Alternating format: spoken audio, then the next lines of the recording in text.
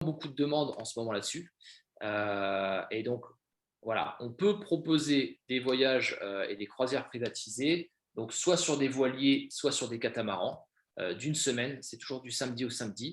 Donc, en général, le skipper, c'est le premier service qu'on peut proposer parce qu'il y a peu de clients qui demandent un voilier sans skipper. Mais ça va jusqu'à après le cuisinier à bord.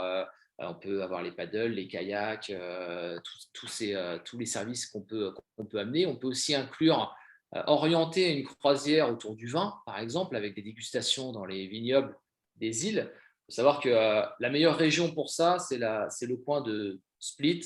Il y a Dubrovnik, évidemment, mais c'est souvent de Split ou Šibenik. Šibenik, on part sur les Kornati, donc l'archipel dont je vous ai parlé avant. Split, on part sur les grandes îles de Dalmatie, qui sont Brač, Hvar, Šolta, et on peut descendre jusqu'à Korčula. Et toutes ces îles-là possèdent plein de vignobles. Donc, on peut vraiment faire des petits arrêts à droite, à gauche. On peut aussi orienter plutôt typé rando. Les skippers sont toujours anglophones. Il y en a peu de francophones, par contre.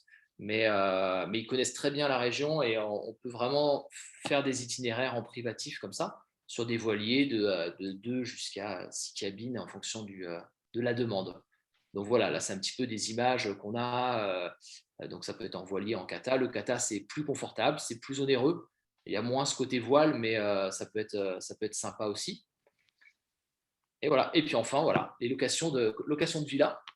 On en a beaucoup de demandes en ce moment. Ça va avec ce côté peut-être de privatiser à fond son voyage et être tranquille de son côté sans croiser beaucoup de monde. On va éviter les endroits où il y a un tourisme de masse, même si cette année, il n'y en aura pas trop. Donc, les deux spots qui sont top pour ça, c'est l'île d'Orvar et l'île de Vis, où on peut proposer des types de villas vraiment anciennes, comme ça, en pierre, au milieu de l'île ou avec des vues mer, des villas un petit peu plus modernes comme ça, ou alors des villas carrément modernes comme ça. Il y a tout type de villas, on en a sélectionné pas mal. On a des très bons prestataires sur place. Et à ces villas, évidemment, on peut proposer différents services à côté. On essaye d'apporter au maximum notre expertise et pas seulement la location de la villa, donc, c'est les activités, c'est les locations de véhicules, évidemment, les chefs, tous les services qui peuvent aller à côté. On a aussi des petits cottages comme ça, en fait, des anciennes maisons qui servaient plus pour de l'agriculture ou des pêcheurs, qui étaient des petites villas en bord de mer et qui ont été aussi refaites un petit peu pour le tourisme maintenant. Voilà, il y a tout type. Et sur les îles, c'est vraiment la bonne expérience. En ce moment, les demandes qu'on a, c'est soit les bons partenaires qu'on a en France qui essayent de pousser pour la Croatie ont souvent des demandes Grèce ou Croatie sur ce genre de location. Et c'est souvent en concurrence, voilà, comme ça. Et J'en puis, profite, Florian, pour te poser la question. Est-ce que il y a une différence? Tu disais que tu avais beaucoup de demandes en ce moment. Est-ce que tu sens une différence dans les demandes que tu reçois en ce moment par rapport à, et on pourra poser la question à tout le monde d'ailleurs, est-ce que tu ressens des différences dans le type des demandes et par rapport aux années d'avant? Et quelles sont ces différences, quoi? bah, alors les différences qu'on reçoit, c'est carrément un type de voyage différent. Donc, il y a ces demandes pour des privatisations de villas ou de voiliers. Et ça, on en avait, je pense qu'en 10 jours, on en a reçu autant qu'en 2 ans, quoi. Donc là, il y a un vrai intérêt pour ça.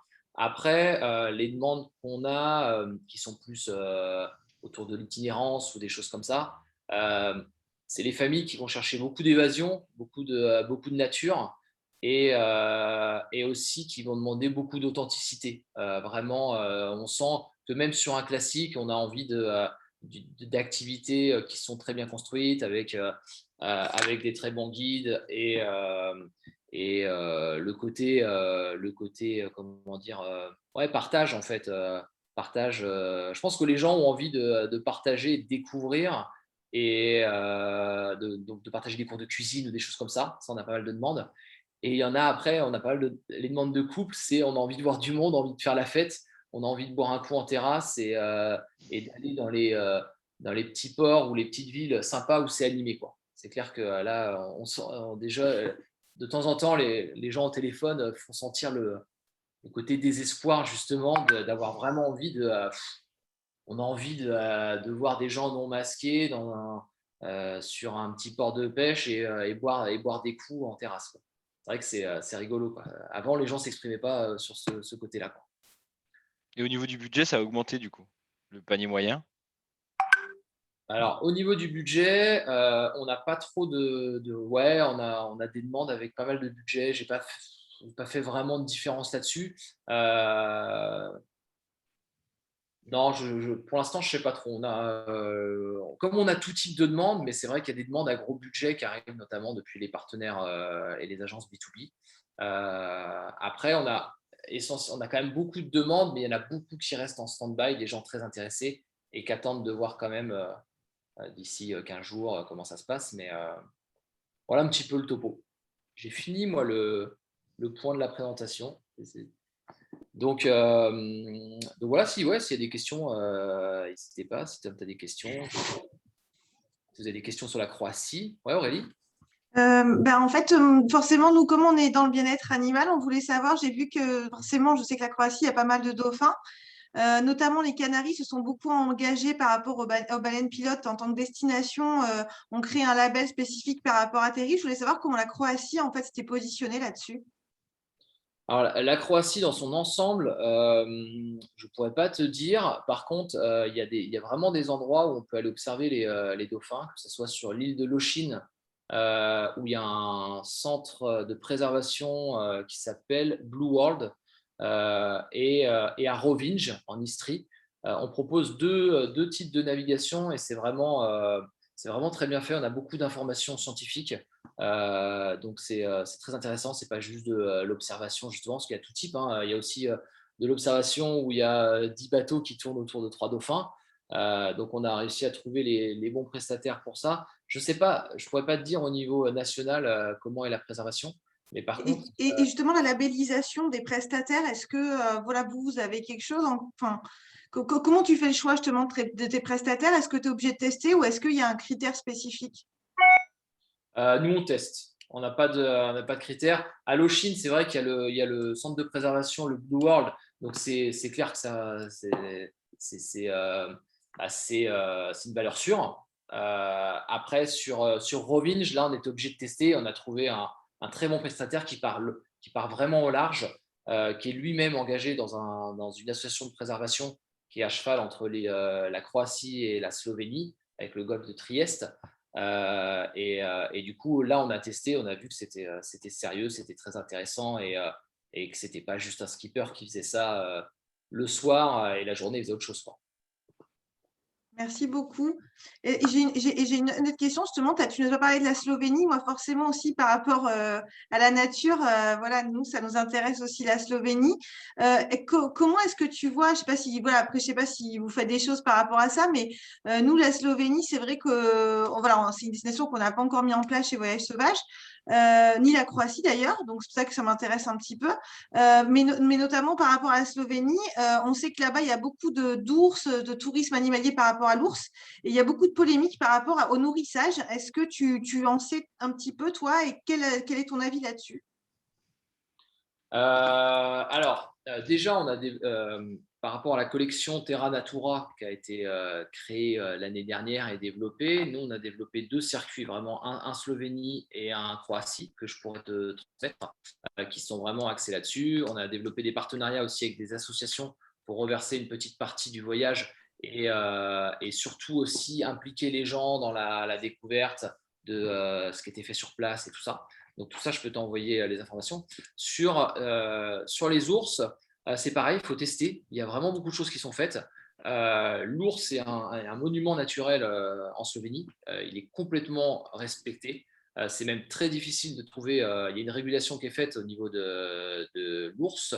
Il y a à peu près entre 600 et 800 ours. Et il y en a 100 à 200. Il y en a, je ne sais plus le chiffre exact, mais il y en a qui sont tués tous les ans. C'est pour la régulation et pour qu'ils puissent vivre en bonne harmonie avec le pays. Et c'est vraiment, comment dire, les Slovènes ont l'ours en tête. Bah, comment dire, c'est vraiment un emblème du monde sauvage et de la préservation en Slovénie. On a du mal à trouver justement des chasseurs slovènes pour réguler la population des ours parce que ils ont, voilà, c'est compliqué pour eux d'aller faire ce travail. Voilà. C'est bien fait. Au niveau des visites, on a trouvé des bonnes immersions avec des guides, justement, où on part plusieurs jours dans la forêt autour de Postojnia et tout ça. Au niveau du nourrissage, pour en avoir fait plusieurs, il y a un mélange en fait qui est mis sur des zones de passage, mais nous on a toujours dit que c'était fait vraiment en minimum, quantité minimum, et c'est pas avec ça qu'ils se nourrissent en fait. Ils ont pas, il faut qu'ils aillent se nourrir autrement, avec toutes les baies sauvages, avec tout ce qu'ils peuvent trouver d'autre, et ça permet juste, c'est sûr que ça permet d'attirer un petit peu. Ils savent que les ours sur les chemins en fait, ils vont en trouver, mais je ne pense pas qu'il y ait de dérive à ce niveau-là. Une pratique qui se fait toute l'année en Slovénie ou que l'été?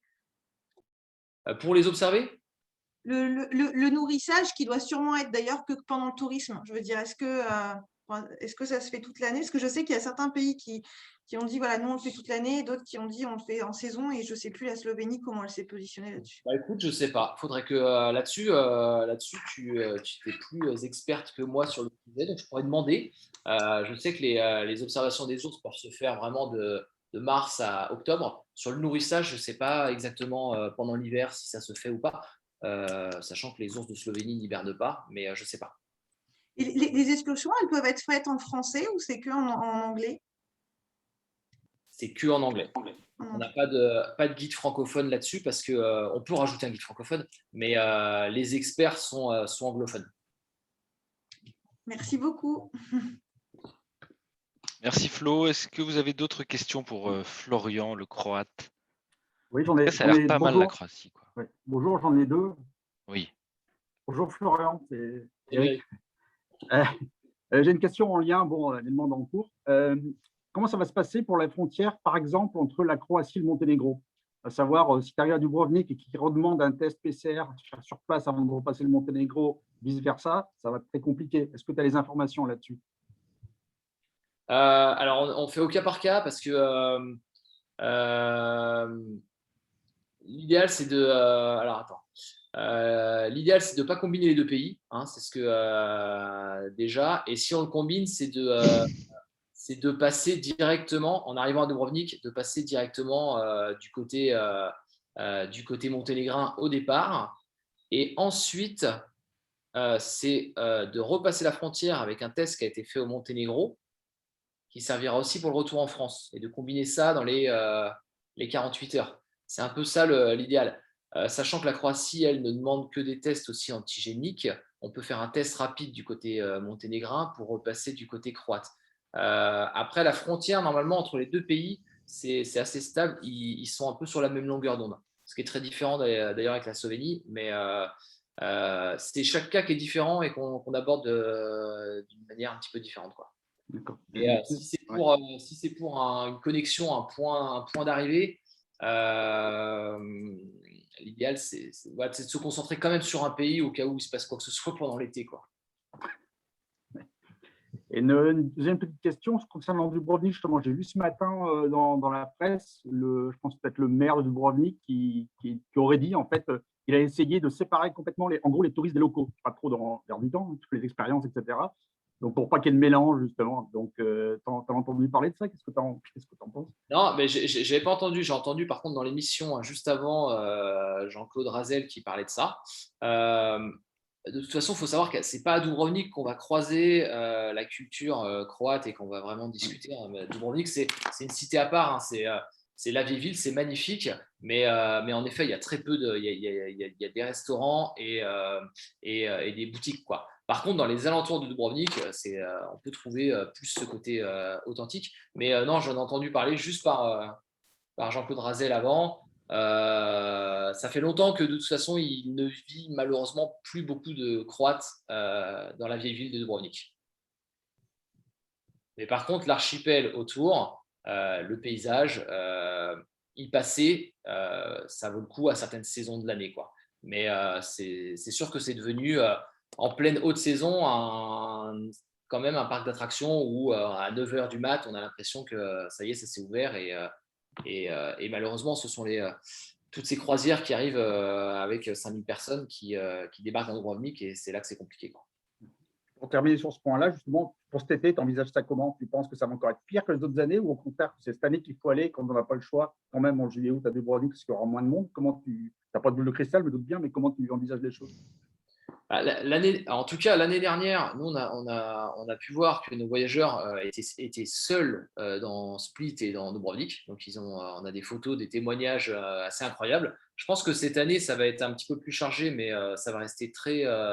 rien à voir avec les autres années. En fait, ça dépend des croisières. Et je pense pas… moi, je ne suis pas au courant, je ne m'intéresse pas forcément aux croisières, mais je ne pense pas qu'ils reprennent les croisières cet été. Donc, je pense que c'est vraiment une bonne année pour découvrir… les grands incontournables de Croatie pour ceux qui veulent les voir, que ce soit en plein juillet ou en plein août, et même en mode famille. Je pense que ce sera sans doute un des derniers moments comme ça, quoi. C'est clair. Merci. Voilà. Merci beaucoup, Florian. S'il n'y a pas d'autres questions, je vais donner la parole à Laure, qui va nous parler de Tsar Voyage, qui va nous parler du nouveau projet train. Hop, je vais te donner le super pouvoir. Tac. Bonjour à tout le monde. Donc, je peux partager mon écran ou comment? Là, c'est bon. Là, tu peux partager ton écran. Tu dois avoir un petit bouton en bas qui doit te dire écran partage avec une petite flèche. Est-ce que tu le vois? D'accord. OK. Donc, déjà, je me présente. Donc, je suis Laure. Je suis la directrice de l'agence Tsar Voyage à Paris. Donc, Tsar Voyage, peut-être que vous connaissez, un spécialiste de la Russie. Donc, nous, on vend la Russie. En ce moment, on ne vend pas la Russie depuis 1 an et on ne sait pas encore pour combien de temps. Et en fait, on est un spécialiste de tous les genres de voyages qui peuvent se pratiquer sur la Russie. Et un des voyages qui se pratique pas mal et qui se développe ces derniers temps, ce sont les voyages en train, en transsibérien. Donc, ce n'est pas nouveau, hein, les voyages en transsibérien, ça fait longtemps. Mais ça s'est quand même beaucoup développé et nous-mêmes, on l'a beaucoup développé ces derniers temps. Donc, en fait, il y a quelques années, on a créé un site qui est complètement dédié au voyage au transsibérien, qui a d'ailleurs une marque à part, donc je vais vous montrer, parce que c'est l'origine de l'histoire qu'on est en train de vivre actuellement. Vous voyez mon écran là? Oui, c'est bon. Voilà. Donc, ça, c'est le site général de Tsar Voyage où on voit toutes les sortes de voyages qu'on peut proposer en Russie. Et dans ces voyages, on voit le transsibérien. Mais on avait quand même des demandes assez précises et c'est quand même des voyages assez compliqués. Donc, on a décidé de faire un autre site qui, lui, est carrément complètement dédié au voyage en transsibérien. Donc, ça s'appelle Train des Tsars et ça permet de sélectionner toutes les sortes de voyages en Russie, en train et en transsibérien qui peuvent exister. En fait, il est intéressant de comprendre qu'à l'origine, on a fait ce site pas pour vendre, mais pour se débarrasser des clients. Ça peut paraître, mais en fait, le transsibérien fait tellement rêver les gens qu'on avait beaucoup de demandes sur le transsibérien et qui étaient complètement irréalisables pour plein de raisons. Donc, moi, ça fait à peu près 20 ans que je travaille sur la Russie et j'avais toujours vu les vendeurs, les forfaitistes complètement paniqués quand ils voyaient rentrer un client qui leur disait « je voudrais un transsibérien ». Alors là, tout le monde se planquait sous sa table, personne ne voulait en entendre parler, toi, non, moi j'ai fait le dernier, etc. Pourquoi? Parce que les voyages en transsibérien se confirmaient une fois sur 50 et que c'était un travail très difficile puisque le transsibérien en général, c'est sur beaucoup de jours, il y a plein de fournisseurs différents, il y a le décalage horaire, etc. Donc, en fait, comme on était confronté à ce problème, on a créé un site dédié aux transsibériens. Et en gros, quand quelqu'un nous appelait en disant « je voudrais un transsibérien », on lui disait « eh ben, allez voir sur le site, faites-vous votre idée et quand vous voyez ce que vous voulez, eh bien, rappelez-nous pour nous dire quel transsibérien vous voyez ». Et on se disait qu'on allait perdre 90% des gens qui nous faisaient eux-mêmes perdre leur temps. Et en fait, ce qui s'est passé, c'est exactement l'inverse. C'est-à-dire que comme on a créé ce site consacré aux transsibériens, il a fallu nous-mêmes qu'on s'améliore et qu'on grimpe en compétences parce qu'il fallait quand même bien le remplir. Donc, tout le monde savait à peu près faire un transsibérien. Mais pour rentrer dans le détail, pour proposer des options. Et peu à peu, mes vendeurs se sont tous en fait intéressés, enfin tous ceux qui étaient sur le projet, aux transsibériens. Et on a réussi à faire un site vraiment super, c'est-à-dire vraiment complet, qui répond aux demandes des clients, qui propose différents voyages, etc. Et contre toute attente, les voyages en transsibérien sont devenus un de nos produits phares. Et donc, on a commencé à vendre plein de voyages comme ça à des à de particuliers, mais aussi à des agences, etc. Donc là, vous voyez le site qui existe maintenant. Donc, on peut trouver soit des voyages en train de luxe en transsibérien ou des voyages en train régulier, mais sans accompagnateur, ou ce qui est plus difficile, des voyages accompagnés, donc des transsibériens accompagnés avec un animateur. Donc, Alors, je me permets de te poser une question, parce que c'est intéressant comme histoire. Comment ça se fait? Enfin, comment toi tu expliques? Est-ce que tu crois que c'est parce que, enfin, pour les clients, est-ce que tu crois que c'est parce qu'il y avait un support et donc du coup c'était plus facile? Enfin, ils arrivaient à se faire une idée, les clients, sur ce que c'était vraiment, et donc quand ils venaient avec une demande, c'était une demande déjà travaillée dans leur tête, on va dire. Est-ce que c'est parce que ça vous a spécialisé, le fait d'avoir un site dédié, et donc du coup les gens voyaient comme un pro du voyage en train. Comment t'expliques le fait que tout d'un coup, les demandes sont devenues des demandes concrètes, en fait, enfin, des demandes sérieuses, plus sérieuses qu'avant, grâce au Et en site? fait, je dirais que c'est une co-construction, c'est-à-dire que d'un côté, ce qu'on a voulu mettre en place a marché, c'est-à-dire que le mec qui me disait « je voudrais faire un transsibérien en 3 jours pour 500 €», bah, lui, il ne m'appelait pas parce qu'il se rendait compte qu'un transsibérien, c'était bien minimum 12-13 jours et que c'était bien minimum 2500-3000 €. Donc celui-là, il ne m'appelait pas parce qu'il voyait que l'offre ne lui correspondait pas. Et puis, on a commencé à se dire « bon, bah oui, on vend le transsibérien, mais il va falloir qu'on mette différentes offres ». Donc, on a travaillé sur un transsibérien orienté nature, un transsibérien orienté plus histoire, un transsibérien avec accompagnateur. Et donc, pour pouvoir créer ces produits, on a fait les voyages. En fait, on a fait, tout le monde avait fait plus ou moins un transsibérien dans mon équipe, mais on est retourné sur place, on a vérifié les choses et on a gagné en expertise. Et donc, on est devenu vraiment incontournable. Et quand quelqu'un appelait avec un vrai projet, il se rendrait compte, en discutant avec nous, que ce n'était pas la même chose que quand il discutait avec des gens qui vendaient un transsibérien, mais qui ne l'avaient pas fait. Voilà. Donc, c'est une co-construction parce qu'il y a eu une sélection automatique, une sélection naturelle des gens qui nous appelaient. Et il y a eu une montée en compétences de nos vendeurs parce qu'il fallait qu'ils répondent aux questions, qu'ils remplissent le site, etc. Donc, voilà. Et puis, on a commencé aussi à avoir plus de demandes, donc à pouvoir regrouper les demandes et de pouvoir faire des GIR, ce qu'on n'avait jamais fait jusqu'à présent. Donc, on a commencé à faire des GIR et jusqu'à la pandémie, on avait à peu près 5-6 GIR par an. Donc, on avait notre GIR Vladivostok, notre mini-groupe Vladivostok avec 2 départs par an. On avait un départ Moscou-Pékin avec 2 départs par an et un GIR Réveillon au Baïkal aussi, avec 1 départ par an.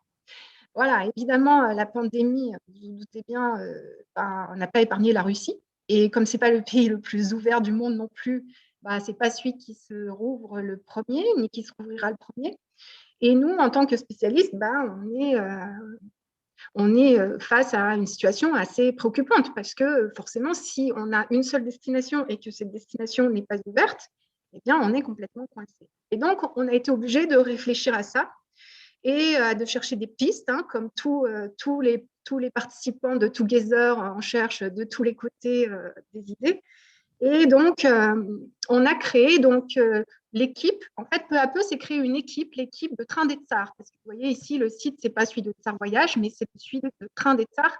Donc, dans mon équipe, il y a une quinzaine de vendeurs. Et dans la quinzaine de vendeurs, disons, il y en a à peu près 5 qui sont super intéressés par la vente des trains.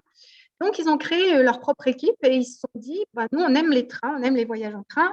Et du coup, si on sortait un petit peu de la Russie, on connaît l'Europe, on connaît l'Europe de l'Est, voilà. Et donc, on a travaillé dans ce sens et on s'est dit pourquoi on ne créerait pas une agence spécialiste des voyages en train au-delà de la Russie pour faire des transsibériens en dehors de la Russie, si on peut dire. Et on s'est intéressé à cette problématique et on s'est rendu compte qu'en France, des agences comme ça, il n'en existait pas. Ça ne veut pas dire qu'il n'existe pas de voyages en train. Il y a plein de réceptifs qui organisent des voyages en train, des agences, mais une agence 100% spécialisée sur le voyage en train, eh bien, il n'y en a pas. Il y en a beaucoup en Angleterre, il y en a en Allemagne, mais en France, on n'en voyait pas. On n'en voyait pas, sauf une agence qui s'appelait Discovery Train. Donc, j'ai regardé un petit peu leur site et j'ai vu qu'ils étaient plutôt spécialisés sur l'autre partie du monde, celle que nous, on ne maîtrisait pas, qui est les États-Unis, le Canada, voilà, l'Ouest, quoi. Donc, je les ai appelés en me disant, on va essayer de voir si on peut se mettre ensemble. Nous, c'est l'Est, eux, c'est l'Ouest. On pourrait peut-être faire un projet ensemble. Et j'ai eu la chance de tomber sur Simon Stone, donc, qui était le créateur de Discovery Train, et qui a été emballé par cette idée. Et du coup, on a décidé de reprendre ensemble le site de Discovery Train, donc on s'est associés. Et on vient de créer, donc, enfin, on ne vient pas de créer, puisque lui, il avait déjà cette société, donc le site existe déjà, mais on s'est regroupé pour créer la nouvelle société Discovery Train. Donc, Discovery Train a déjà un site Internet. C'est un site Internet qui a été construit dans les années 2000, donc qui est un petit peu vieillot pour l'instant, mais qui a l'avantage d'exister et qui nous permet déjà de mettre toute l'offre qu'on a et l'offre qu'on est en train de créer. Donc, parallèlement, là, évidemment, on est en train de faire de nouveaux sites Internet qui devraient être prêts mi-juin. Mais en attendant, mes équipes, elles peuvent déjà commencer à proposer tous leurs voyages. Donc, voilà, pour l'instant, il y a 44 voyages en train qui sont proposés. Donc, voilà, ils sont présentés par pays ou par type. Hein. On a des voyages accompagnés, donc là, c'est clairement les GIR. Des voyages individuels, donc là, c'est du voyage construit avec beaucoup de trains, court séjour ou des circuits de trains luxe. Et on a la présentation par pays. Donc là, c'est tous les pays sur lesquels on a une offre de voyage en train qui est déjà prête dans l'un de ces secteurs, donc voyage individuel, voyage de luxe ou GIR.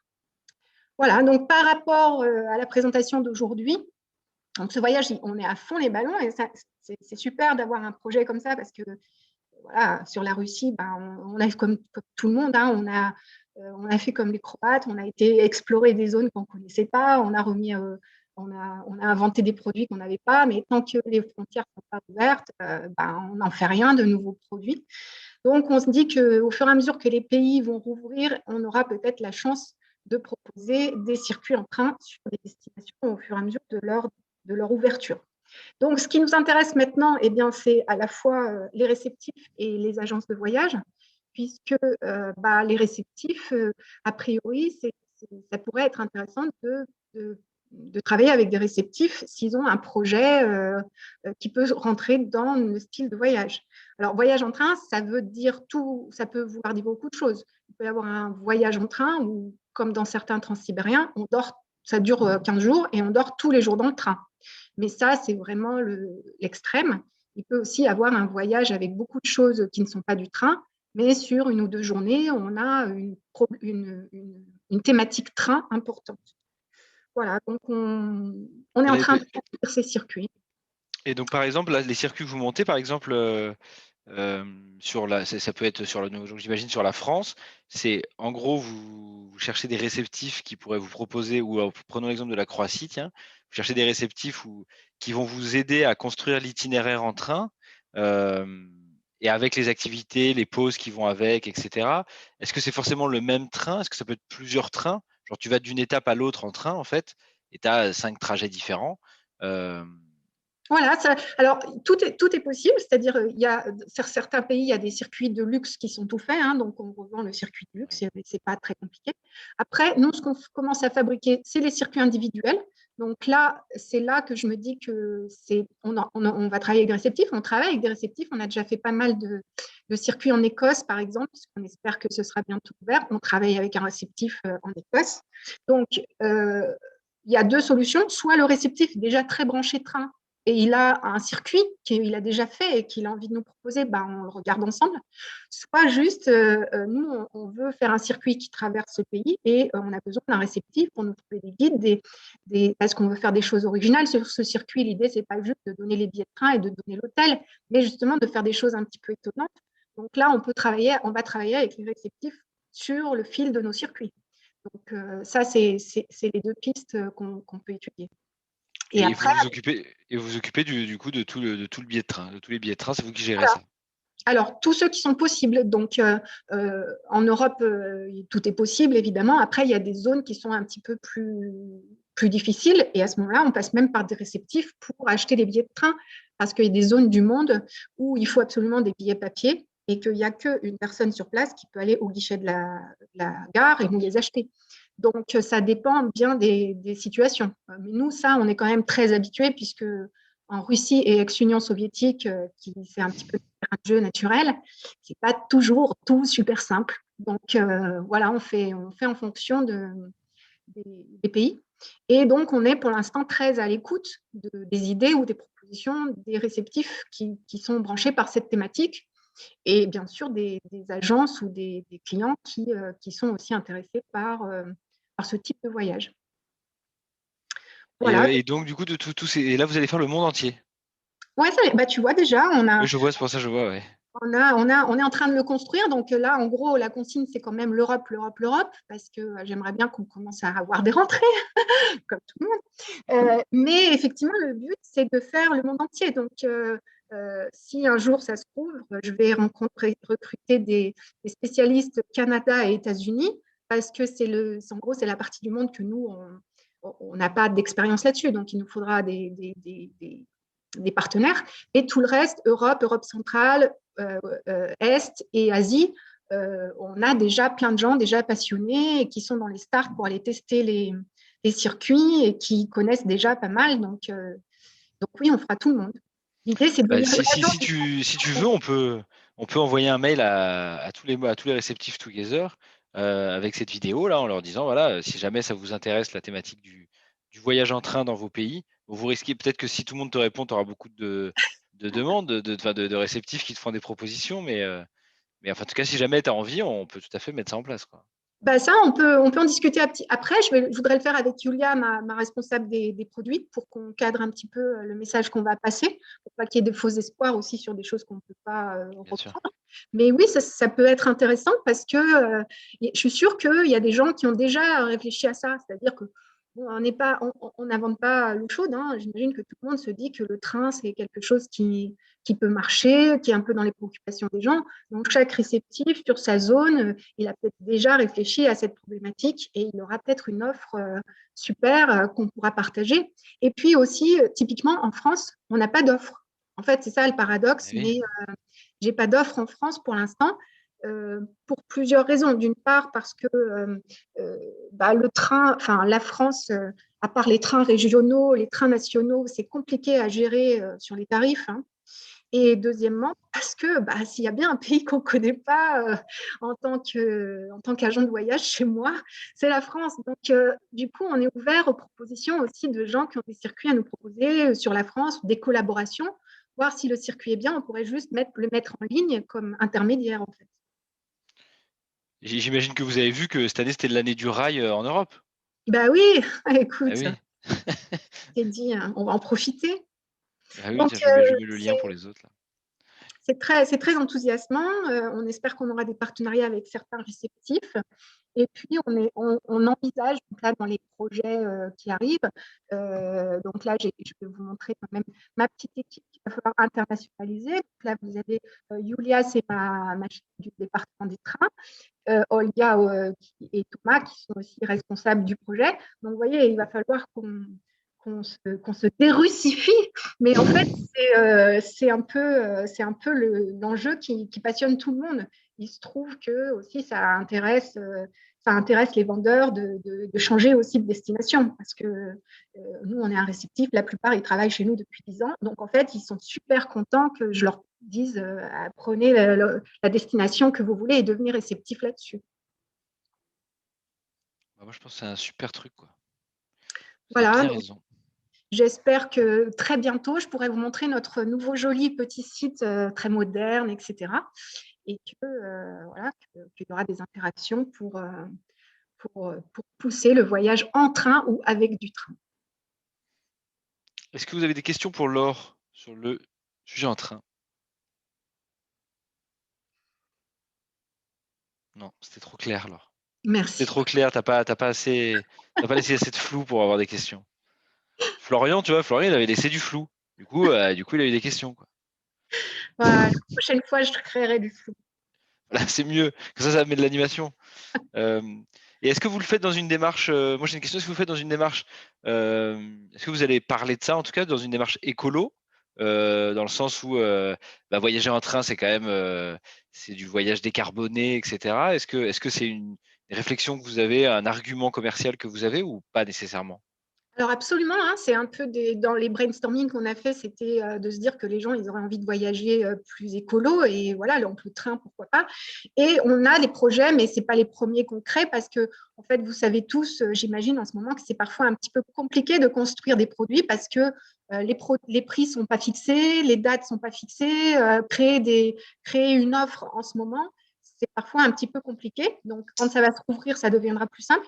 Mais on veut prévoir quelques circuits complètement. Alors, déjà, deux choses. Un, on veut prévoir des circuits orientés vers, c'est-à-dire que non seulement le voyage est en train, mais on prend des hôtels responsables, des hébergements qui prennent ça en compte, on conseille des restaurants qui prennent ça en compte, etc. Donc, il y aura des voyages label vert. Ça ne sera pas tous, hein, parce que quand vous prenez le train pour aller en Afrique, l'avion pour aller en Afrique du Sud et prendre l'African Explorer, c'est clairement pas un voyage vert. Mais on va en sélectionner quelques-uns qui auront ça. Et pour tous les voyages qui se font en Europe, on va proposer le préacheminement vert. C'est-à-dire que le voyage, là, vous voyez à l'écran, je ne sais pas s'il y en a un qui commence à Lisbonne, par exemple. Eh bien, après, oui, les gens ils vont à Lisbonne en avion. Mais nous, on va proposer le préacheminement vert. C'est-à-dire si les gens ils veulent y aller en train ou par d'autres moyens sans prendre l'avion, on va le proposer. Donc, double étiquette, étiquette voyage vert, parce que c'est la problématique de tout le voyage, et l'étiquette préacheminement vert qu'on va mettre en place aussi. Merci beaucoup. Pour répondre à Laurie qui est arrivée un peu en retard, on peut contacter maintenant pour faire le monde entier en train avec Laure et Tsar Voyage. C'est possible maintenant. C'est ça. Donc il ne faut pas hésiter. N'hésite pas, de toute façon, je remettrai Laure va remettre son mail en bas après dans le chat. Donc si vous voulez la contacter pour discuter en direct là-dessus. Mais oui, tu confirmes, Laure, hein, vous êtes dispo dès maintenant pour des voyages en train. Oui, on prépare l'offre. Après, on est obligé, on est bloqué par le Covid comme tout le monde. Mais bien sûr, dès que ça s'ouvre et au fur et à mesure que ça s'ouvrira, on proposera ces voyages tout de suite. Et Laurie demande donc en package également. Alors, ce qu'on espère, c'est une bonne question. Ce qu'on veut mettre, ce qu'on veut faire à terme, c'est des GIR, évidemment. Donc, c'est des GIR pour des destinations. Après, je pense que ça ne va pas être tout de suite les GIR partout. Donc, ça va être en package, bien sûr, individuel. Ok. En fait, on ne va pas vendre des billets de train. Enfin, bien sûr, on peut vendre des billets de train, mais ça ne sert à rien. Tout le monde peut acheter des billets de train. L'idée, c'est justement de concevoir des circuits où on a de la valeur ajoutée parce qu'on a des réceptifs qui nous ont donné des bonnes idées, parce qu'on a des choses marrantes avant, après le train, des hôtels un petit peu sélectionnés et un circuit qu'on a pensé. Voilà, le but, c'est que sur chaque circuit, il y ait un petit peu de valeur ajoutée. Il y a sûrement des idées à choper d'ailleurs sur l'émission des trains pas comme les autres. Voilà, on est devenus des gros fans, on les mange les autres. C'est vrai, vous les avez tous vus, vous avez vu tous les épisodes du coup.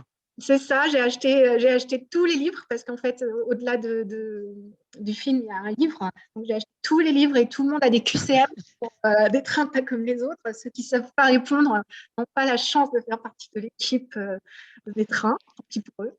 Oui, on est à fond là. Ah oui, donc toi, comme on dit vulgairement, tu bouffes du voyage en train en ce moment. Ouais. On a voilà, c'est les étapes. Alors, l'African Explorer, il s'arrête dans quelle ville? Vite, vite, vite. Ok. Est-ce que vous avez d'autres questions pour Laure? En tout cas, c'est vrai que c'est une très bonne idée et je pense qu'effectivement, ça va marcher, quoi. Merci. Et il y a Eric dit la valeur ajoutée basique de chez Basique, c'est déjà d'aller facilement de la gare à l'hébergement dans un circuit.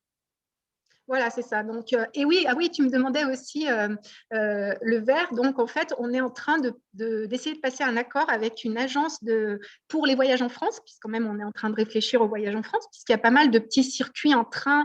Alors, pas forcément sur plein de jours, voilà, mais on essaie de construire des voyages incluant des circuits, par exemple du train à vapeur dans les Cévennes ou des choses comme ça. Et ce qu'on voudrait faire, c'est mettre en place des transferts vers, donc on est en train de passer un accord avec une agence équivalent de Uber, mais qui ne prend que des chauffeurs qui ont des véhicules à faible impact. Donc, c'est un de nos projets. Oui, c'est vrai que le transfert est important. Le transfert. Et donc, du coup, vous allez allier train, enfin à terme, potentiellement, vous allez peut-être même allier train et toutes les mobilités douces, en fait. Potentiellement, Absolument. Voilà, c'est ça. Donc, si le train est loin de la ville, eh bien, on prévoit un transfert, mais c'est un transfert moins polluant. D'accord. Super. Pas d'autres questions pour Laure? Pas d'autres questions. Eh bien, écoutez, on va donner la parole à, j'ai un petit trou dans le programme, mais ça va me revenir, à Justine et Aurélie, je crois. Si bien ça, oui, Justine et Aurélie.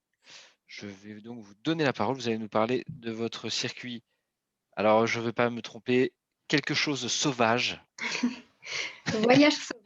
Voyage, vous savez plus, c'est voyage ou vie. À chaque fois, j'hésite entre les deux. Laure, on voit ton écran encore. Donc, on voit ta boîte de réception qui est effectivement chargée. Laure, il faut que tu enlèves le partage d'écran. Je vais enlever le partage d'écran de Laure. Hop là, avant qu'elle fasse des trucs qu'on ne veut pas voir. Ah, elle ne m'entend pas. Laure, Laure, reviens Laure. Je peux lui faire Je arrêter son t'entends, partage. mais je ne sais pas comment Ah, tu sais pas comment faire. faire. Tu dois avoir au-dessus, en haut, là, tu dois avoir un truc avec écrit arrêter le partage d'écran en haut de ta fenêtre. Non?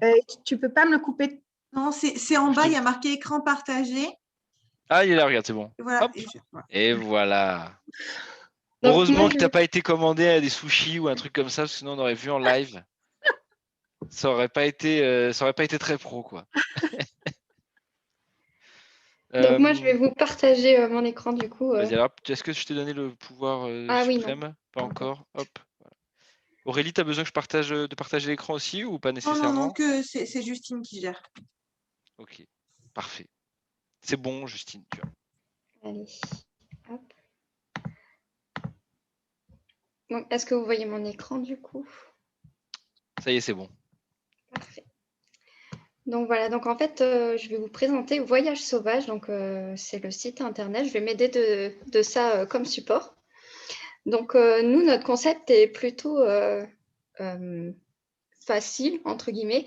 Donc en fait, c'est partir à la rencontre des animaux sauvages dans leur habitat naturel et surtout dans le respect et l'intimité des animaux. Donc en gros, ne pas les déranger, etc. Donc nous sommes partis, enfin Aurélie, plutôt la créatrice de Voyage Sauvage, est partie du concept qu'il faut voyager pour découvrir un animal en particulier et non une destination. Donc, en fait, quand vous voudrez choisir un voyage, en fait, c'est plutôt l'animal qu'on va choisir, celui qu'on aime peut-être par-dessus tout, qu'on a très envie de découvrir, etc. Donc, on propose toutes sortes d'animaux finalement, que ce soit les félins, les primates, etc. Donc nous, en fait, c'est plutôt un concept de retour à la nature, si je puis dire, de se reconnecter avec les animaux aussi par la même occasion, parce que bon, c'est vrai qu'on a tous vécu peut-être dans un appartement en plein centre-ville, etc. Et on n'a pas tellement vu la nature ces temps-ci. Et donc là, ça permet vraiment de voyager lentement pour s'imprégner des bruits de la nature, des odeurs, etc. Et tout dans le respect de l'environnement. Donc voilà un peu pour notre concept. C'est aussi,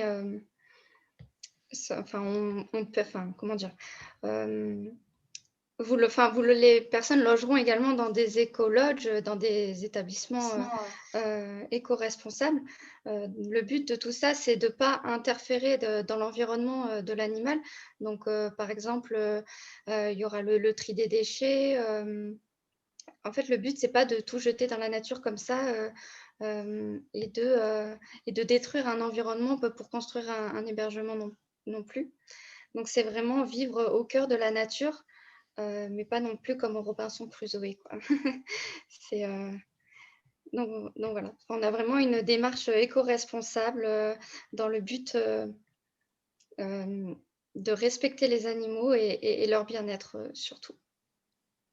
Donc, en fait, Voyage Sauvage, c'est donc un tour opérateur que j'ai décidé de créer il y a 1 an. parce que ça faisait 10 ans que j'avais ma propre agence et que en fait, c'est le produit dont moi je rêvais pour partir en voyage. Donc, je l'ai créé comme si c'était pour moi. Et donc, du coup, c'était mêler la nature et le confort, comme le disait Justine. La partie voyage sauvage, c'est finalement retrouver non seulement la nature sauvage, mais son soi-même, en fait, sauvage aussi, parce que je pense que les deux vont avec. Et du coup, ça passe en effet, comme disait Justine, par une cohérence en termes d'hébergement, en termes d'activité éco-responsable. Et c'est pour ça qu'on en parlait tout à l'heure aussi avec mon ami croate. Donc voilà, de chercher des prestataires, lui-même le fait, et nous, on le fait aussi, chacun à son échelle, en fait, de chercher des prestataires éco-responsables. Soit ça passe en effet donc par la labellisation, par le test, voilà, ça passe par, on sait à force comment justement trouver le bon prestataire, celui qui ne nous correspond pas. Et donc, c'est vrai qu'avec Justine, du coup, voilà, donc je l'ai embarquée dans mon aventure et parce que voilà, elle sait, pour son jeune âge, elle sait plein de choses justement sur les animaux, sur tout ce qu'on est en train de mettre en place.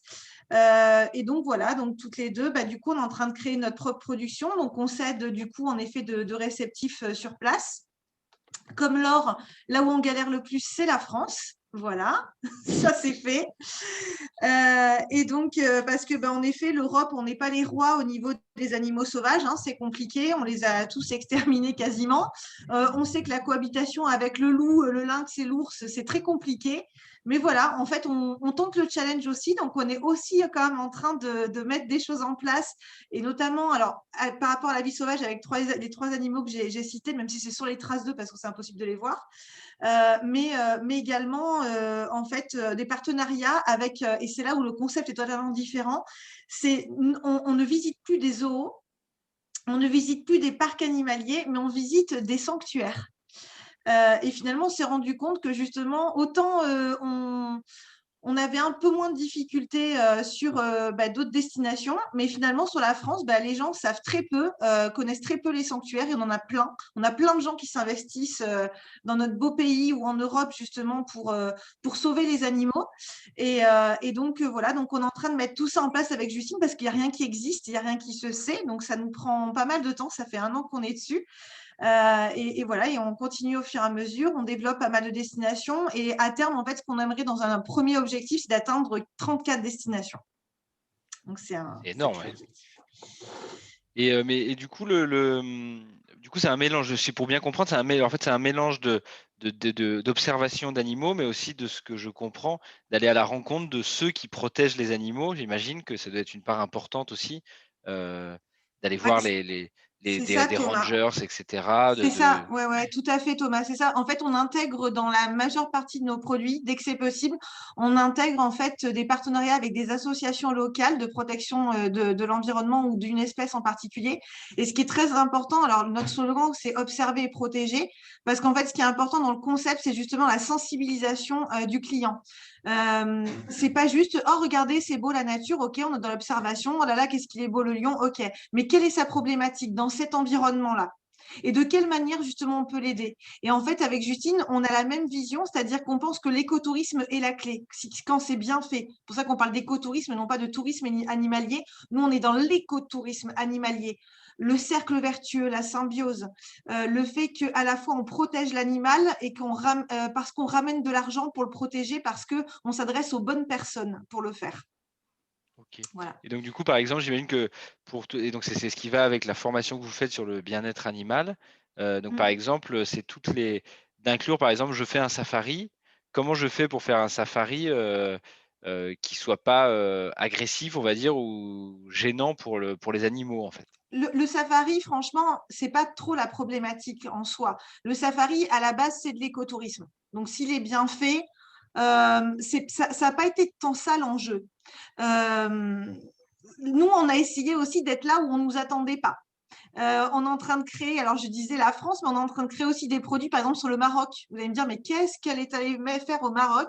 Il n'y a pas d'animaux là-bas, quoi. C'est pas possible. Eh bien, si, en fait, on a vu que la problématique, en fait, j'ai essayé d'aller partout où il y avait des problématiques avec les animaux. On a pris le problème autrement, en fait. Il y a des singes qui sont en laisse sur la plage d'Aefna à Marrakech. Ok, pourquoi ils sont là?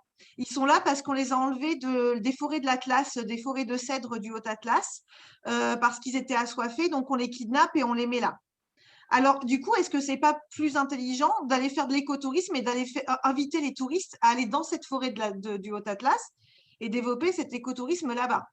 Voilà, ça, c'est un véritable challenge. Donc, je ne dis pas qu'on essaie de le faire partout, mais en tout cas, c'est vraiment notre idée à terme. On a vraiment envie d'être dans cette optique-là. C'est OK, il y a une problématique, on amène la solution. La solution, c'est toujours l'écotourisme. Faire un safari en Afrique, ok, c'est super. Bien sûr qu'on va ramener notre patte et notre valeur ajoutée. On va être encore plus en symbiose avec des associations locales. On va vraiment prendre le sujet à bras le corps. Mais j'ai envie de dire, le curseur entre A et D, il est déjà assez, quoi. Et nous, on va l'amener à D. Mais c'est super et on le fait. Mais en fait, le plus challengeant pour nous, c'est carrément de l'amener de A à D ou de A à C, en fait, si je peux m'exprimer comme ça. Ouais. Voilà. En fait, on essaie vraiment d'aller là où, encore une fois, on ne nous attend pas. On fait très attention à nos réceptifs. On n'est pas dans le greenwashing, pardon, mais je vais citer un exemple et tant pis si c'est pas bien. Je ne dirai pas son nom, mais il y a un réceptif, par exemple, qui est très connu pour faire du verre en Tanzanie et qui, en fait, derrière, fait de la chasse au trophée. Alors, ok, si derrière, tu as des véhicules électriques, machin, etc., c'est super bien et tout. Mais si derrière, à côté de ça, tu fais de la chasse au trophée, pour moi, ma priorité, c'est quand même de protéger les animaux. Après, c'est très bien de faire des trucs solaires et d'électrique et machin. Mais ça, moi, j'appelle ça du greenwashing.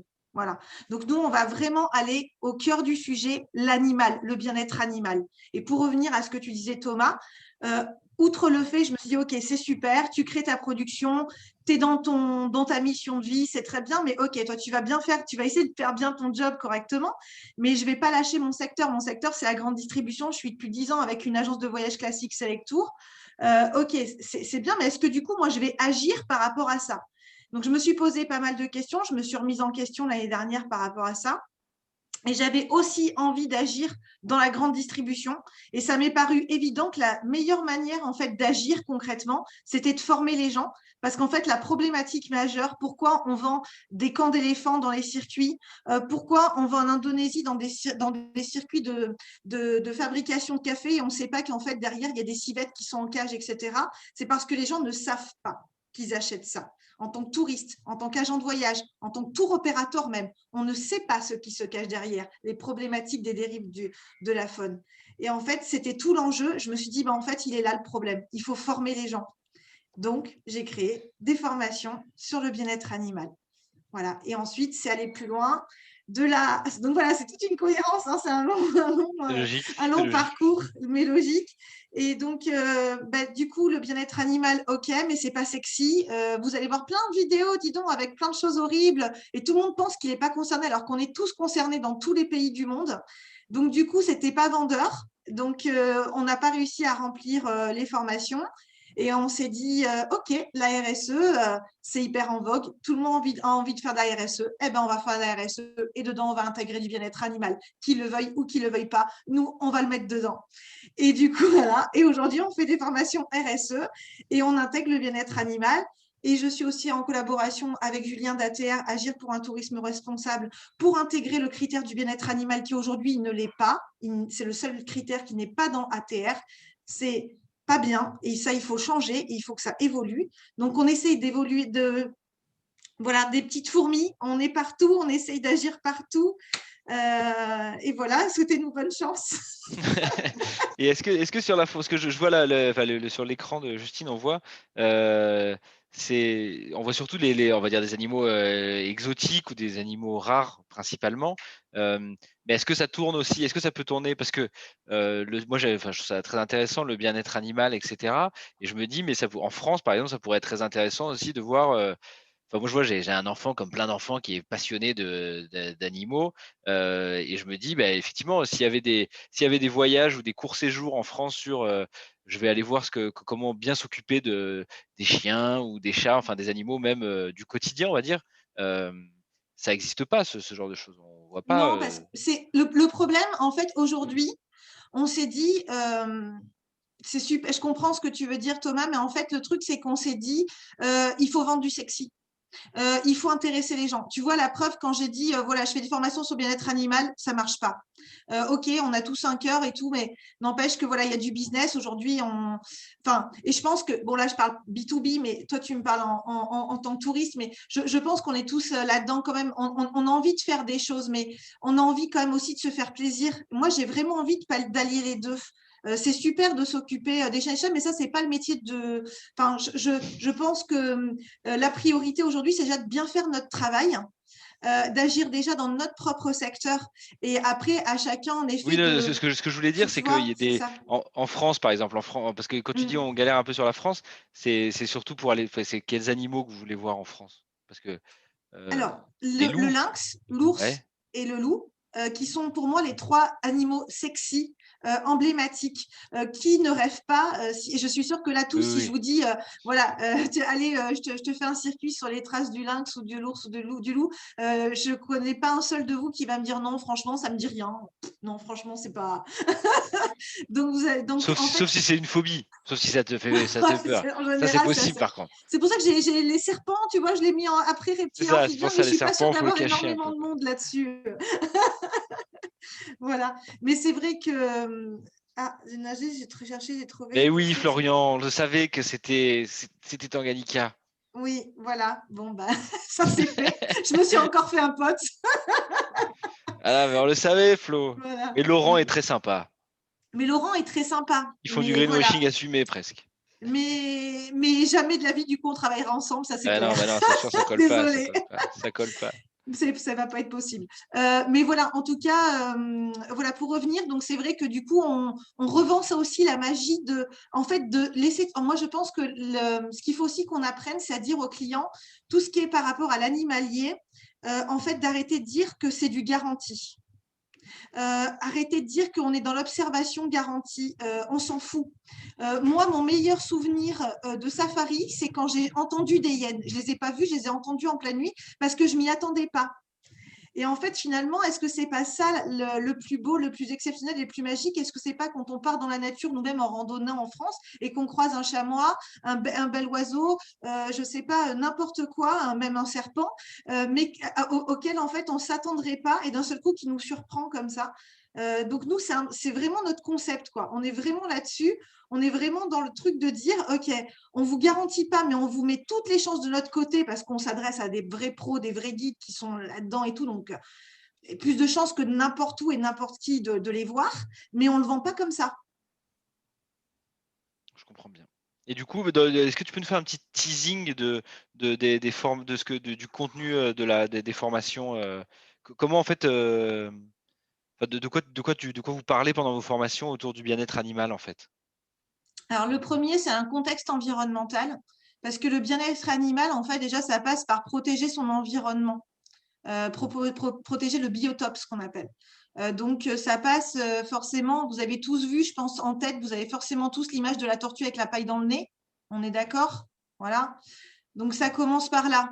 On va essayer de travailler, par exemple, avec des hébergements du coup, qui n'ont pas de paille en plastique, qui évitent le plastique. Enfin, tout ça, c'est cohérent. Donc, déjà, on commence dans un premier temps dans cette formation, en fait, par placer le contexte environnemental. En quoi c'est un danger le plastique, en quoi c'est un danger les mégots de cigarettes, etc., pour justement les animaux. Le climat aussi, les problématiques du climat, hein, l'ours polaire, on l'a tous en tête, hein, cette problématique-là, mais il n'y a pas que l'ours polaire qui est entaché par rapport à ça. Et donc, voilà. Donc, les 2 premières parties, elles sont un peu glauques. Il y a le contexte environnemental par rapport aux dérives. Le module 2, il fait mal. C'est toutes les dérives que le touriste, que le voyageur qui ne sait pas, en fait, peut faire. Et là, je peux vous dire que ça me prend bien 4 heures pour tout expliquer parce qu'il y en a un paquet. Il y en a beaucoup, beaucoup plus que ce qu'on croit. Et ça devient une évidence quand on finit en fait le module de se dire ah ouais, quand même. Et j'ai de plus en plus de voyageurs, moi-même, des amis à moi qui me demandent de faire les formations en tant que B2C. Donc je pense qu'à terme, je vais être obligée et tant mieux de le faire aussi pour sensibiliser les clients, enfin les voyageurs, parce qu'ils sont très en demande aussi. Mais je ne peux pas être partout. Et après, donc le troisième module, là, on est dans le positif. Parce qu'OK, on dit qu'on n'a pas le droit de faire ci ou de faire ça, mais en fait, moi, j'ai vraiment envie de le faire avec beaucoup de bienveillance. On est là pour faire du business aussi, donc OK, on ne vend plus ça, mais qu'est-ce qu'on propose aux clients en fait derrière? Et là, du coup, on va leur proposer de l'écotourisme. Donc, si je ne vais plus au camp d'éléphants Maesang, qui est revendu par tous les circuits de nos chers grands tours opérateurs généralistes, un petit coucou, et bien, du coup, je vais aller au sanctuaire de Lake-Shellart. Et donc, il y a Nature Park, Natura Park. Et donc là, ben, celui-là, on sait qu'il va être bien, qu'il va être top, quoi, que là, on est dans un vrai sanctuaire d'éléphants. Donc voilà, tout ça, c'est des clés qu'on donne en fait aux agents, aux professionnels. Et le but, c'est qu'au final, ben, on travaille plus qu'avec des prestataires comme ça qui sont dans le bon sens et dans la bienveillance. Et on termine enfin la 4e partie. Donc, c'est en 4 demi-journées. Par en fait une sensibilisation des clients et de nos prestataires, parce que ça passe par là aussi. Ok, nous on est convaincus, on sait comment faire, mais comment on en parle à nos clients et comment on en parle à nos fournisseurs pour qu'on évolue tous en même temps et de la même manière là-dessus. Ok. Et donc du coup, vous avez vraiment une démarche, oui, quand même de sensibiliser les clients à ces sujets-là, ou tu penses que c'est des clients qui sont déjà sensibilisés qui vont venir vous voir? Non, en fait, nous on apprend à parler aux 4 typologies de clients. On a appelé ça, alors que je me rappelle, le non concerné, celui qui s'en fout. On a le suiveur, qu'on a la majeure partie du temps en agence. On a le écolo tempéré et on va avoir le écolo radical. Et on va apprendre à parler aux 4 typologies de clients. Par des études de cas, par des sketchs. Voilà. Et donc, on apprend, voilà. Et pour l'instant, c'est dommage, là, je crois qu'il n'y a personne qui a encore fait la formation ici. Non, je ne crois pas. C'est dommage, sinon j'aurais bien voulu qu'ils en parlent. Mais en général, ça retourne le cerveau, oui. À la fin, on n'est plus la même. Moi, j'ai eu des gens qui m'ont appelé après, qui m'ont dit je n'arriverai plus à faire le travail de la même manière que ce que je faisais avant. Et ça, pour moi, c'est la plus belle des récompenses. Oui, bien sûr. Magnifique. Il y a Laure qui demande, est-ce que vous êtes intéressé par des propositions Nirpas du Baïkal, ours du Kamtchatka? Tout à fait. Vous avez déjà tout ce qu'il faut? Non, on n'a pas encore tout ce qu'il faut. On n'a pas avancé sur les pays de l'Est, donc c'est avec grand plaisir, Laure, si jamais tu as des choses là-dessus à m'apporter. Tu as vu qu'on mettait le curseur un petit peu très haut, voilà, donc si ça vous va, moi ça me va. Mais surtout, il faut faire des voyages en train qui vont vers le bien-être animal. Alors Parce que là, c'est le voyage totalement écolo à 100% en fait. C'est ça. Il y a sûrement un truc à faire. Il y a sûrement un circuit à monter. Je me suis notée tout à l'heure, je me suis marqué idée de Oui. gire, train plus animaux. Bah, bien sûr, là c'est le voyage qui est parfait, quoi. Après, il faudrait juste trouver quelqu'un qui fait des hébergements totalement écolo et tout, et puis c'est bon, on est bon, quoi. On a le voyage totalement vert. Ça existe. Ouais. C'est très facile. Enfin, on a tous les contacts. Et même des assos qui sont à fond sur le thème de la non-pollution et de la préservation des animaux. Donc, avec plaisir. Il y a un vrai truc à jouer là. Non, mais c'est sûr. Enfin, franchement, et puis moi, je vois nos prestataires à qui on donne le challenge. Par exemple, mon prestataire du Maroc, et ben en fait, lui, donc forcément, il faisait pas du tout ça, puisque ça n'existe pas, l'écotourisme animalier au Maroc. Donc, il était dans le tourisme solidaire. Il est toujours. Et du coup, je lui ai dit, bah, est-ce que ça dit de challenger, de recréer totalement les choses différemment? Et du coup, il est en train de prospecter. En fait, il se régale, quoi. Il s'éclate. Il n'arrête pas de m'écrire. J'ai trouvé ci, j'ai trouvé ça. Et du coup, ça crée un lien super fort entre son prestataire et nous en tant qu'agence. Et quand nous, on transmet aussi tout ce qu'on est en train de faire à nos clients, bah, le lien, pareil, il se crée aussi de manière encore plus forte avec nos clients, quoi. Donc, c'est que du positif. Ouais. En tout cas, il y a des trucs à faire avec les écoles, à mon avis. Hein. Les classes vertes à lancer au bout du monde, là, je ne sais pas si ça existe, mais en tout cas, il y a une sensibilisation, à mon avis, dans les écoles à faire. À Bali, il y a une école de l'écotourisme. Oui, tout à fait. À Bali, il y en a une. Alors, tout à l'heure, là, j'ai vu Florian m'a marqué, le fondateur en parle positivement. Excuse-moi, Florian, si tu peux prendre je ne sais pas s'il est là. Florian? Il est parti. Mince. Je pense, alors je n'ai pas regardé, est-ce qu'il parle positivement sur la page de la chasse au trophée, j'imagine? Ah bah, j'imagine que lui, il en parle positivement de Tanganyika, le fondateur, ça serait logique. Enfin, j'espère qu'il parle bien de sa boîte. Je pensais que parce que si c'est ça, donc ça c'est un large débat aussi. Tout à l'heure, Florian en parlait aussi par rapport moi, on peut appeler ça abattage, massacre. Donc en effet, de quelques centaines d'ours en Slovénie pour une cohabitation plus facile. Alors après, ça dépend comment on met le curseur. Ah non, il parle bien du bien-être animal. Il dit très Ah, impliqué dans la problématique de la cohabitation entre l'homme et l'animal sauvage. pardon. C'est Ah oui, donc ça, en c'est plus, Denis Le Bouteux. C'est pour ça que l'article est un peu polémique. Tu m'étonnes qu'il est polémique. Ouais. oui, c'est ça, c'est ça. Et le problème qu'on va avoir, c'est qu'un jour, nos clients vont nous les mettre, nous les lancer dans la tronche, les brochures. Un jour. Parce que quand tu fais, enfin moi je pense, hein, on est de plus en plus sensible à la cause animale, on est d'accord, ça c'est clair. Je pense on ne peut pas le nier en France. Et quand justement tu fais quelque chose, l'agence t'envoie dans un endroit où tu fais quelque chose qui ne correspond pas justement à ça. Genre justement, tu arrives dans un camp et on te propose des balades d'éléphants et tu vois le cornac avec le crochet comme ça, ou tu visites une fabrique de café et donc tu vois des civettes en cage avec des blessures partout, etc., qu'on ça pour vivre, etc. Comment te dire, si ça m'arrive à moi, que l'agence, elle m'a vendu ça, je reviens et je lui mets dans la tête sa brochure. Et un jour, c'est ce qui va se passer. Et c'est ce qu'on essaye de faire comprendre. Bien sûr, là, je suis moins diplômée parce qu'on est entre nous, hein, ça va, on n'est pas nombreux, donc je me lâche. Mais je suis Je un sais peu pas, il y a plus. peut-être des pseudos, il y a peut-être des gens qui ont des pseudos, Merde, on sait pas. merde. C'est problème du digital, on sait pas quoi. Peut-être demain tu vas retrouver des articles dans Tourmag et tout, tu sais pas. J'ai été intenable là, c'était une catastrophe. Je vais montrer mon pire visage. Mais d'habitude, ouais, je suis beaucoup plus diplomate en formation parce que je ne sais pas qui j'ai. Mais en gros, c'est ça le truc, c'est que du coup, bah, voilà, chacun met son curseur où il le souhaite. Nous, en tout cas, chez Voyage Sauvage, on l'a mis très très haut dans le bien-être animal, le plus haut qu'on puisse aller en fait. Bah oui, on voit ça, ouais. Est-ce que vous avez des questions pour Justine et Aurélie? Est-ce qu'il y a d'autres questions? Je vois il y a des agents de voyage, quelques agents de voyage, peut-être qu'il y en a qui ont des questions ou des commentaires même. Non, pas spécialement. J'ai pas vu. Et moi, est-ce Ah, que vas-y. est-ce que vos clients sont des gens qui viennent d'associations de préservation des animaux ou bien ce sont vos clients ordinaires que vous avez amenés vers ces problématiques? En fait, on a pour l'instant, on n'a eu qu'une cliente parce qu'en fait, on a créé en plein Covid. Donc, et on n'a encore pour l'instant aucun, si vous cliquez, vous allez voir, on n'a aucun programme en ligne. En fait, on a peut-être mis le curseur tellement haut qu'en fait, c'est vrai qu'on met beaucoup de temps du coup pour tout faire.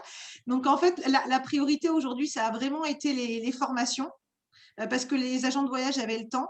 Donc, il a fallu que je crée les formations, ça m'a mis des mois.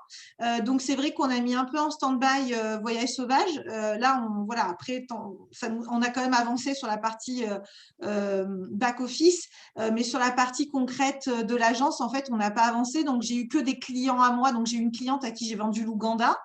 Et qui n'est pas en association d'animaux, mais qui est forcément extrêmement sensible à la cause. Et un conseil sur enfin, je sais pas si je peux me permettre, mais bon, comme tu dis, on est entre nous. Nous, moi, j'ai vu une agence il y a quoi, 2 ans, qui était sur le voyage, sur un voyage thématique famille, et qui avait mis le curseur très très haut justement, et qui l'avait mis peut-être un tout petit peu trop haut. Et ça a été, enfin, ça se jouait à pas grand chose, mais enfin, pour te dire, parce que nous on l'a vécu du côté réceptif, et parfois c'était épuisant en fait en tant que réceptif, parce que enfin là ça va, j'imagine que comme il n'y a pas tant d'activités, les réceptifs sont très très réactifs et tout, mais c'est vrai quand il y a quand tu as un quotidien un peu plus chargé, et la nana elle a jamais réussi finalement, elle a jamais réussi à percer parce que au bout d'un moment les réceptifs voulaient même plus lui répondre en fait. Ils disaient mais non mais c'est trop compliqué ce que tu nous demandes en fait. Alors ça paraît fou de dire un truc pareil parce que Non, mais tu vois je ce que pense je veux que dire, c'est c'est juste. que Ouais, alors moi, j'ai eu beaucoup de chance parce que c'est le bon moment pour plusieurs raisons. C'est le meilleur moment parce que la sensibilité en France, comme elle disait Justine, de besoin de reconnexion à la nature, de oui. sensibilité par rapport à la cause animale. Aujourd'hui, je pense qu'on est vraiment beaucoup plus avancé que dans n'importe quel moment d'avant. Parce que moi, j'ai ouvert mon agence il y a 10 ans.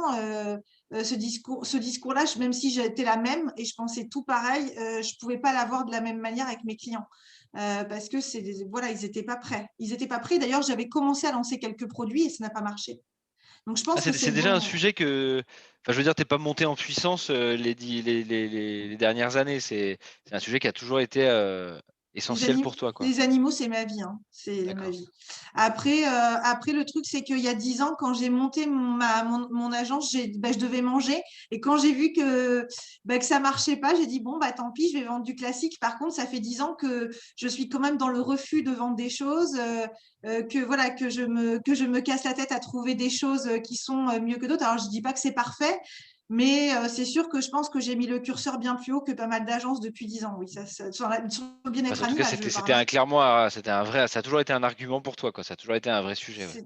C'était évident que du coup, à la fin, il fallait que je termine. En fait, la Covid, ça a été comme un exutoire, une révélation pour moi, parce que je dis enfin, j'ai le temps de m'atteler, les gens sont prêts, j'ai le temps, yes, on va pouvoir se lancer. Allez, c'est parti. Voyage sauvage est né. D'accord. J'ai pu accoucher du bébé. Ouais. Ouais, en fait, tu l'avais déjà en stock, en fait, tu l'avais déjà en tête, tu savais juste, il fallait juste le concrétiser, quoi. C'était une gestation de 10 ans. C'est pas mal quand même. C'est pour ça que tu es remonté un peu. Du coup, je suis surtout vachement excitée parce que j'ai Bah oui, vraiment bien sûr. envie que ça fonctionne.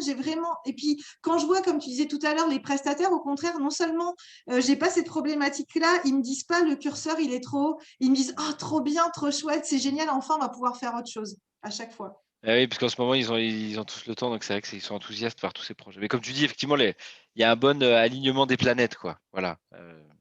Tous ces sujets-là arrivent clairement en tête des préoccupations de tout le monde, quoi. Quand c'est ton destin, c'est ton destin. Voilà. En tout cas, c'est vendeur, quoi. C'est très vendeur. Merci. J'ai pas fait ça pour ça, mais vraiment, c'est. Bah non, mais je pense que ça va. Je pense que ça va. Enfin, moi, je pense que ça va marcher. Il y a clairement une.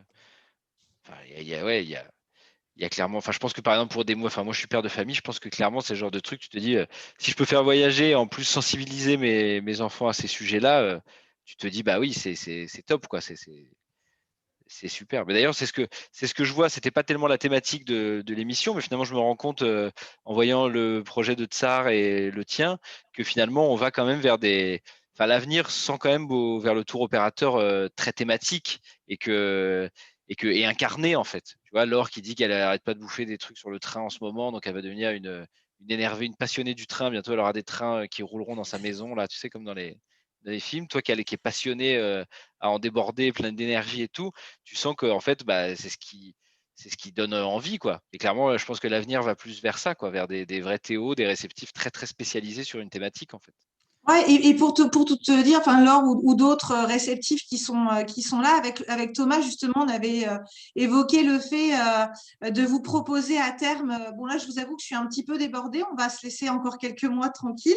Mais et puis de toute façon, je pense que c'est pas le moment parce qu'aussi il faut tous faut surtout vous que vous requinquiez financièrement parce que je sais que il y en a certains. Bon, toi ça va, alors tu es en France, mais il y en a pas mal qui sont à l'étranger donc qui n'ont pas eu les aides que nous avons eues. Donc, je pense que ce n'est pas le moment encore de partir là-dessus. Mais par contre, d'ici quelques mois, en effet, on va sûrement du coup voir avec Thomas pour lancer des propositions de formation sur la RSE et où bien sûr, on vous intégrera du bien-être animal partout. Comptez sur moi. On en vous fera, quoi. Voilà. Non, mais Super. voilà, après, en tout cas, voilà, je ne dis pas qu'on en parle énormément, en tout cas, forcément, on l'intègre dedans, c'est mon ADN, donc je ne pouvais pas ne pas en parler, ça en fait Ah partie. oui, bien sûr. Bien sûr. Est-ce que vous avez d'autres questions pour Aurélie et Justine? Non, pas d'autres questions. Eh bien, écoutez, ça va être une émission un peu plus courte aujourd'hui. Mais bon, comme ça, c'est l'heure du bain, donc c'est très bien. On va pouvoir aller baigner les enfants pour ceux qui en ont. Et merci à tous. Merci à Sylvain qui nous a suivis de sa voiture. Je ne sais pas s'il il nous entend encore. Voilà, il est toujours là, Sylvain, la mascotte. Il roule carrément, les mecs. Sylvain, il est tout le temps en voiture, non? Ou c'est Sylvain qui Sylvain, il est tout le temps en voiture, il est tout le temps à la mission du Z, tout le temps. C'est sa spécialité. En tout cas, merci beaucoup. On était un petit comité, mais c'était très bien. Moi, j'ai pris beaucoup de plaisir, encore une fois, et c'était très bien. Et merci à tous. Et puis, on vous communiquera bientôt la prochaine émission, les prochaines thématiques. Et si jamais, d'ailleurs, j'en profite, si vous avez tous ici des sujets que vous avez envie d'aborder et qu'on aille chercher, nous, des intervenants sur différents sujets, n'hésitez pas à nous envoyer. On prend toutes les bonnes idées parce que de temps en temps, c'est vrai, on rame un peu sur les idées. Donc, n'hésitez pas quand vous avez envie. Et Aurélie, d'ailleurs, vous voyez Justine, si jamais vous avez envie, je fais la même proposition qu'alors, si vous avez envie qu'on communique auprès des réceptifs Together votre projet, etc., pour que eux vous fassent des offres et qu'après vous sélectionnez, en fait. Si vous voulez qu'on fasse un mail commun à tous les réceptifs Together pour que vous puissiez recevoir plein d'offres et puis après faire des sélections et tout, si jamais vous avez envie, n'hésitez pas à nous solliciter, on fera avec plaisir, quoi. Ah, pourquoi pas, il faut déjà qu'on avance juste sur le reste et après, oui, Bah oui, parce c'est que pour là, ça, c'est pour ça. Mais ouais, si jamais, là, enfin, au moment où vous vous sentez prête, en tout cas, n'hésitez pas, quoi. j'ai des formations prévues jusqu'en novembre, donc là, Donc ça va bien se passer, quoi. donc, voilà. Mais merci beaucoup en tout cas. De rien. Ça marche. Bah, merci à tous. Je vous souhaite une très bonne soirée et puis à très bientôt. Merci. Bye.